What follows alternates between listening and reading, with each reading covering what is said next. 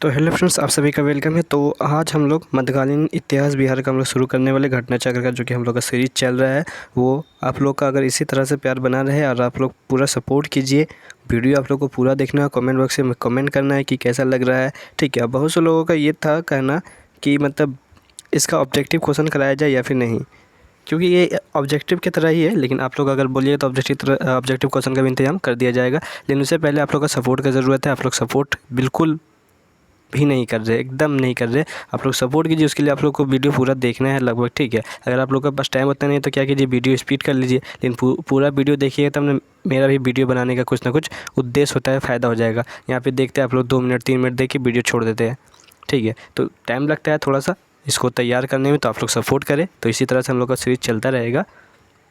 तो हम लोग का जो कि प्राचीन इतिहास, बिहार का प्राचीन इतिहास ख़त्म हो चुका था। अब मध्यकालीन हम लोग इतिहास स्टार्ट किए और ये ज़्यादा लंबा नहीं है, ये एक ही वीडियो में फिनिश हो जाएगा और हमको लगता है बहुत जल्द ही फिनिश हो जाएगा। 10 मिनट का वीडियो, 10 से 15 मिनट का वीडियो होगा। उससे पहले आप लोग पूरा सपोर्ट कीजिए। ठीक है, और हाँ, एक बात और कि हम व्हाट्सअप ग्रुप बनाने का सोच रहे थे, तो आप लोग कमेंट बॉक्स में बताएं कि व्हाट्सअप ग्रुप बनाना चाहिए या फिर नहीं। उसमें ये होगा कि जो वीडियो में आज हम बताएँगे, ठीक है, वो आपको व्हाट्सअप ग्रुप में मिल जाएगा और उसको आप दो को 1-2 बार और फिर रीडिंग कर लेना है। वीडियो देखने के बाद उसको फिर आपको रीडिंग कर लेना है।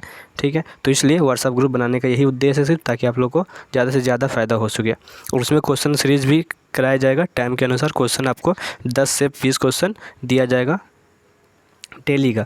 तो आप लोग सपोर्ट कीजिए अपने व्हाट्सअप ग्रुप में, स्टेटस में वीडियो को पूरा से पूरा शेयर किए, पूरा सपोर्ट कीजिए ताकि कुछ ना कुछ हो सके। तो चलिए आज हम लोग जो कि मध्यकालीन भारत इतिहास, बिहार का इतिहास। चलिए, बिहार में इस्लामिक सत्ता का जो प्रवेश हुआ था वो बख्तियार खिलजी से स्टार्ट हुआ था। और 1193 ईस्वी से 1206 ईस्वी के मध्य बिहार व बंगाल पर आक्रमण कर विजित किया था। वो कुतुबुद्दीन ऐबक का सैन्य कमांडर था। जो बख्तियार खिलजी था वो कुतुबुद्दीन ऐबक का क्या था, सैनिक था, कमांडर था वो। यहाँ से इम्पोर्टेंट है, ज़्यादा नहीं है लेकिन इम्पोर्टेंट सब है। ठीक है, 1206 में उसकी मृत्यु हो गई थी। बख्तियार खिलजी के आक्रमण का स्रोत तबकात नासिरी तथा रियाज उल सलातीन है। ये बख्तियार खिलजी के आक्रमण का स्रोत ये आपको एग्ज़ाम में पूछ सकता है। ठीक है, क्या है, तो तबकात नासिरी तथा रियाज उस सलातीन किसका है, तो बख्तियार खिलजी का आक्रमण का स्रोत है। उसके बाद देखिए, 1225 ईस्वी में इल्तुतमिश ने बिहार पर आक्रमण किया था। तो बिहार पर आक्रमण इल्तुतमिश ने कब किया था, तो 1225 ईस्वी में किया था। इल्तुतमिश ने मलिक जानी को बिहार में अपना पहला सूबेदार नियुक्त किया था। बिहार में पहला सूबेदार नियुक्त किसने किया था, इल्तुतमिश ने। किसको किया था, तो मलिक जानी को किया था।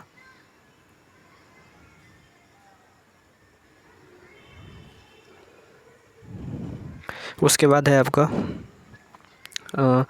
तैमूर के आक्रमण ने दिल्ली सल्तनत को व्यापक क्षति पहुंचाई थी। तैमूर का जो आक्रमण था वो दिल्ली को बहुत ज़्यादा मतलब नुकसान पहुंचा था। इसका परिणाम स्वरूप बिहार में वर्चस्व के लिए जैनपुर और बंगाल के शासकों में प्रतिस्पर्धा देखने को मिला था, शुरू हो गया था। उसका देखिए, 1995-1996 के आसपास सिकंदर लोदी ने दरिया खान लोहानी को बिहार का राज्यपाल नियुक्त किया था। 1995 से 1996 के आसपास सिकंदर लोदी ने दरिया खान लोहानी को बिहार का राज्यपाल नियुक्त किया था। ठीक है, बिहार का राज्यपाल नियुक्त किया था। इंपॉर्टेंट क्वेश्चन नहीं उतना, लेकिन फिर भी एक बार देखना है ताकि क्वेश्चन कहीं से भी पूछा जा सकता है। 1526 ईस्वी में बाबर ने पानीपत के युद्ध में इब्राहिम लोदी को हराया। ये आपका इंपॉर्टेंट हो जाता है कि 1526 कब बाबर ने इब्राहिम लोदी को हराया था। तो 1526 ईस्वी में किस युद्ध में हराया था, तो पानीपत के युद्ध में हराया था। अब पानीपत का ये प्रथम युद्ध है ये। अब पानीपत का द्वितीय युद्ध कब हुआ था, तो 1556 में हुआ था। ये पूछेगा तो ध्यान रखना है। उसका तृतीय युद्ध अगर पूछ ले, पानीपत का तृतीय युद्ध तो कब हुआ था, 1561 में हुआ था। उसके बाद यहाँ तक हो गया था ना। हाँ, बाबर ने पानीपत को प्राप्त किया। इसके बाद यहाँ पे देख लिए। इसके बाद दरिया खां के पुत्र बहार खां ने बिहार में स्वतंत्र रियासत की घोषणा कर दी थी। बिहार में स्वतंत्र रियासत की घोषणा किसने की थी, तो बहार खान ने की थी। शेरशाह का जन्म, यहाँ से अब शेरशाह स्टार्ट होता है, ये इंपॉर्टेंट है। 1472 ईस्वी में कुछ विद्वानों के अनुसार इसका जन्म 1486 ईस्वी में भी होता। बचपन का नाम क्या था, तो फरीद था और पिता था हसन खां। पिता क्या था, तो हसन खां था। उसके बाद शिक्षा इसका जो था वो जैनपुर में हुआ था। शिक्षा इंपॉर्टेंट है, फिर सिर्फ याद रखना बचपन का नाम क्या था, तो फरीद खां। पिता का नाम भी उतना इंपॉर्टेंट नहीं है। बहार खां लोहानी ने फरीद को शेर खां की उपाधि दी थी। शेर खां की उपाधि किसको दी गई थी, तो बहार खां लोहानी ने शेर की उपाधि दी थी। ये उपाधि क्यों दी गई थी, ये उपाधि इसलिए दिया गया था क्योंकि शेर खां ने एक तलवार के वार से ही एक शेर को मार डाला था, इसीलिए एक बार में ही मार डाला, इसलिए लोहानी ने फरीद को शेर खां की उपाधि दी। उसके बाद मोहम्मद शाह बहार खां लोहानी की मृत्यु के पश्चात उसकी विधवा पत्नी मोहम्मद शाह ने विधवा पत्नी दूदू बेगम से शेर खां ने विवाह कर लिया था। इम्पोर्टेंट नहीं है लेकिन फिर भी। 1529 ईस्वी में महमूद लोदी की तरफ से घाघरा युद्ध में भाग लिया था। महमूद लोदी की तरफ से घाघरा युद्ध में भाग लिया था। 1529 ईस्वी में बंगाल के नुसरत शाह को पराजित कर हजरत आला की उपाधि ली थी। हजरत आला की उपाधि किसने लिखी, तो शेर खां ने हजरत आला की उपाधि ली थी। किसको परास्त करके, तो नुसरत शाह को पराजित करके।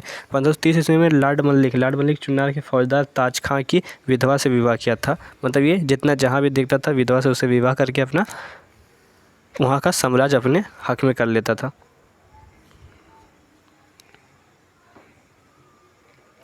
उसके बाद है फिर आपका 1534 ईस्वी में हुए सूरजगढ़ के युद्ध में बंगाल का महमूद शाह को पराजित किया था। महमूद शाह को पराजित कर गया था 1534 ईस्वी में। 1539 ईस्वी में चौसा के युद्ध हुमायूं को पराजित किया था। ये इंपॉर्टेंट है, जहाँ पे ये इंपॉर्टेंट होता है वहाँ पे हम खुद बताते जाते, इसलिए आप लोग को वीडियो को पूरा अंत तक देखना है। वीडियो को लाइक शेयर कर देना है और सबसे ज़्यादा जरूरी कि वीडियो को ज़्यादा से ज़्यादा शेयर करें। 1539 ईस्वी में चौसा के युद्ध में हुमायूं को पराजित कर शेरशाह की उपाधि धारण की थी। किसने धारण की थी, शेरशाह ने। 1540 ईस्वी में कन्नौज बिलग्राम के युद्ध में हुमायूं को परास्त कर द्वितीय अफगान साम्राज्य और सूर्यवंश की स्थापना की थी।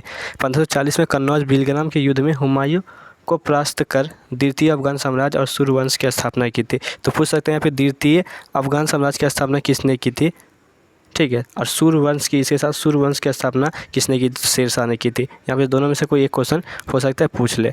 और ये पूछ सकता है कि हुमायूं का किस युद्ध में हराया था, तो कन्नौज के बिलग्राम युद्ध में। ईस्वी पूछ भी सकता है, ईस्वी नहीं पूछ सकता है, उसमें नहीं, लेकिन ये जो तीनों है ये तीनों में से कोई एक क्वेश्चन जरूर आ सकता है। उसके बाद यहाँ पे देखिए इम्पोर्टेंट है क्या, हाँ यहाँ पे देखिए शेरशाह एक कलंक था। कलंक ये क्यों था, इसलिए देखिए क्यों था। 1543 में एक राशि विजय कर वहीं के शासक पूर्णमल के विश्वासघात से मार डाला था। उसको मतलब विश्वासघात से मार डाला, भीषण कत्लेआम करवाया था, मतलब बहुत ज़्यादा कत्लेआम करवाया था, इसलिए इसे शेरशाह पर एक कलंक दिया जाता है। 1545 ईस्वी में कलिंजर अभियान में घायल होने के कारण उसकी मृत्यु हो गई थी। मृत्यु क्यों हो गई थी, क्योंकि जो इसके आँख में था, आँख में जाके तीर यहाँ पे लग गया था, जिसकी वजह से ये घायल हो गया। तो उसके बाद इसको काम तमाम हो गया था। ये इम्पोर्टेंट नहीं। उसके बाद फिर ये थोड़ा सा बस, इसके बाद जस्ट पहले बताया था कि मध्यकालीन ज़्यादा नहीं, बस इतना ही आपका मध्यकालीन आज फिनिश हो जाएगा। बोले तो 10 मिनट से पहले फिनिश होगा, 10 मिनट से पहले फिनिश हो जाएगा। उसके बाद यहाँ पे शेरशाह ने सासाराम बिहार में अपना मकबरा बनाया। अगर लगता है आपको इम्पोर्टेंट नहीं है तो फिर कोई बात नहीं, कितना ज़्यादा इंपॉर्टेंट है। शेरशाह का मकबरा कहाँ है, तो सासाराम में। कितना बार क्वेश्चन ये आ चुका है। एक मकबरा एक कृत्रिम झील के मध्य अष्टकोणीय आकार लाल बलुआ पत्थर से बना है। ये सब नहीं आएगा, लेकिन अगर आ जाए हो, अगर मान लीजिए ऑप्शन में दे देगा ए के साथ इसको मिला, बी के साथ इसको मिला, सी के साथ इसको मिला, तो ये सब दे सकता है। कृत्रिम झील के मध्य अष्टकोणीय आकार ये सब दे सकता है। लेकिन अगर डायरेक्ट क्वेश्चन आएगा शेरशाह का मकबरा कहाँ है, तो सासाराम में। उसके बाद इसका पुत्र इस्लाम शाह, जो कि इस्लाम शाह के नाम से गद्दी पर बैठा था। 1574 से 1575 इसमें बिहार का पूरा मुगल साम्राज्य का स्थापना, ये बैठ गया था इस्लाम शाह, जिसकी वजह से इसको फिर हटा दिया था। मुगल साम्राज्य फिर अपना साम्राज्य जो कि 74 से 75 ईस्वी में अपना फिर से शामिल हो गया था। उसके बाद औरंगजेब ने अजीम मुसान को बिहार का सूबेदार बनाया था। औरंगजेब जो कि आ गया था 1575 के बीच, 1475 के बीच, उसने पटना का नाम अजीम उस शासन कर दिया था। तो ये क्वेश्चन आ सकता है, अजीम उस शासन किसने पटना का नाम बदल कर किया था, औरंगजेब ने। औरंगजेब ने पटना का नाम अजीम उस शासन कर दिया था। फर्रुखसियार का राज अभिषेक पटना में हुआ था। किस मुगल है ना, हाँ, मुगल साम्राज्य के बादशाह का बादशाह का राज्याभिषेक पटना में हुआ था, तो फर्रुखसियर का। औरंगजेब ने मुर्शिद कुली खां को बंगाल, बिहार, उड़ीसा में सूबेदार नियुक्त किया था। औरंगजेब ने मुर्शिद कुली खां को बंगाल, बिहार और उड़ीसा का सूबेदार नियुक्त किया था, क्योंकि उस समय बिहार, बंगाल, उड़ीसा तीनों एक ही था। उसने 1704 ईस्वी में बंगाल की राजधानी ढाका से मुर्शिदाबाद स्थानांतरित की थी। यहाँ से डायरेक्ट क्वेश्चन ये आता है कि ढाका से मुर्शिदाबाद राजधानी स्थानांतरित किसने की थी, ये क्वेश्चन डायरेक्ट यहाँ से पूछता है, इसलिए ध्यान रखना है। उसके बाद गिजिया के युद्ध में बाद अलीवर्दी खान 1740 से 1756 नवाब बना। वह अंतिम शक्तिशाली नवाब था। वह क्या था, तो अंतिम शक्तिशाली नवाब था। 1656 ईस्वी में सिराजुद्दौला अलीवर्दी खान का नाती बंगाल का नवाब बना था। उसके बाद फिर जून 1757 में प्लासी का युद्ध वह अंग्रेज़ों से हार गए थे। प्लासी का युद्ध 1757 में के युद्ध में वह अंग्रेज़ों से हार गए थे। जून 1757 में मीर जाफ़र बंगाल का नवाब बना था। 1757 में मीर जाफ़र बंगाल का नवाब बना था। ये आज का आप लास्ट था, क्योंकि यहाँ से देख सकते हैं आप ख़त्म हो गया। बिहार का कुछ सूफी संत था।